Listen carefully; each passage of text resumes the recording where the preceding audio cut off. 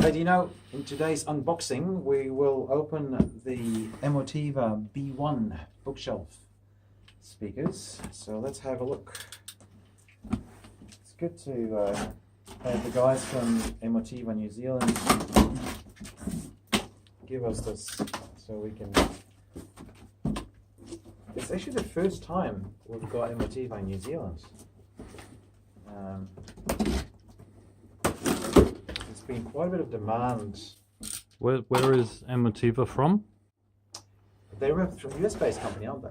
Yeah. Yeah, they're probably made, I'm pretty sure they're made in China. Let's have a look at the box. It's usually on the box.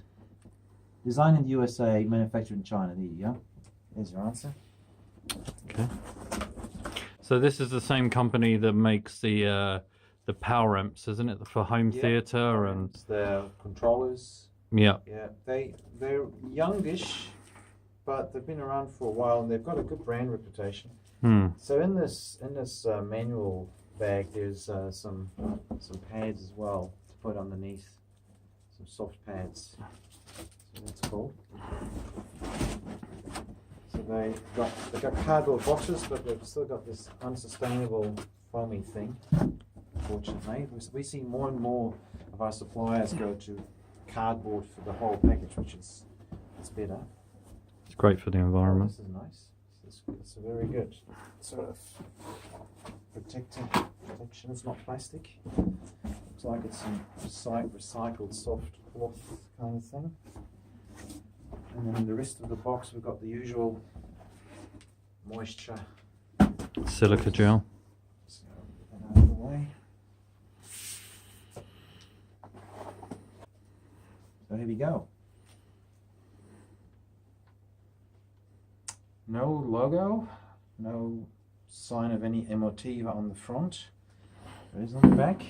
It's ported with two binding posts. So no bi-imping or bi-wiring, but then again, it's there's no indication of any power rating on the back, which is interesting. Serial number. And then at the front, oh, this is nice. It's actually magnetic. For cheap speakers like that, that's quite a good thing. Then we've got their alternative of a ribbon tweeter, I think, is what you should call this. And do you know what kind of finish these drives have got? This is not Kevlar, is it? No, it's kind of a composite weave. Right. Obviously, as we know, all different manufacturers use, Yeah. some kind of carbon fiber or material or Right. fiberglass weave. Right. So these are actually part of a family of speakers. We'll do more unboxings. This is just the bookshelves. But Emotiva New Zealand have given us, for demo and unboxing, the floor stand is the center speaker and the bookshelves. So we do two more unboxings, one of the center speaker and one of the floor standers. And so this is part of, it makes basically a nice 5.0 setup. These B1s, there we go. So it's an Airmotiv 32mm folded ribbon tweeter. And the driver is a 5 1/4 inch woven fiber column and rear ported. 86 dB, 70 watts continuous, 150 watts peak. 8 ohms, and then a frequency response of 48 hertz to 28 kilohertz. Sorry, what's the difference between the different wattages you just read out?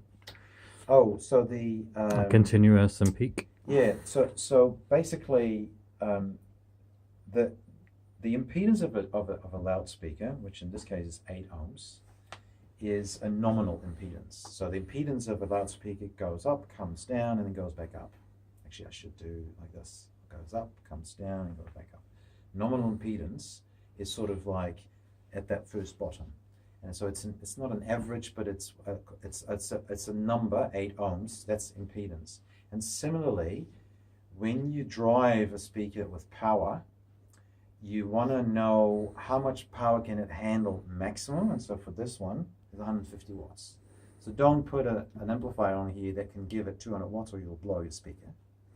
But in continuous, it will basically take 70 watts easily. So you really want to have an amplifier to drive these that will give you 70 watts as not as a minimum. Usually these speakers can get going from 10 to 20 watts. You'll have sound coming out of them.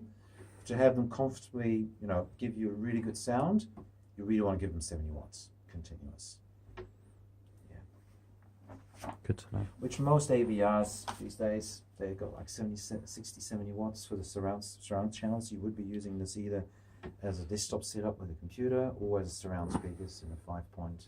But if you wanted to put them with an amplifier that was more powerful, obviously you just have to be careful of not cranking the volume. Don't go over 150 watts, but then it's probably safer to just have an amplifier that doesn't do more than 150 watts. Yeah. There we go. Look more at these. Nah. How's the finish on the plugs, the binding posts? It's actually not bad. It's not a bad finish at all. Actually, the one thing that I haven't mentioned is that the vinyl finish. You can tell it's a vinyl, but it's actually a nice vinyl because it has a bit of like a leather grain to it. We've got other brands where you can tell the vinyl looks cheaper. This doesn't look and doesn't feel too bad either. It feels quite leathery in a way, even though it's plastic. I mean, for that price. Cool. Fantastic.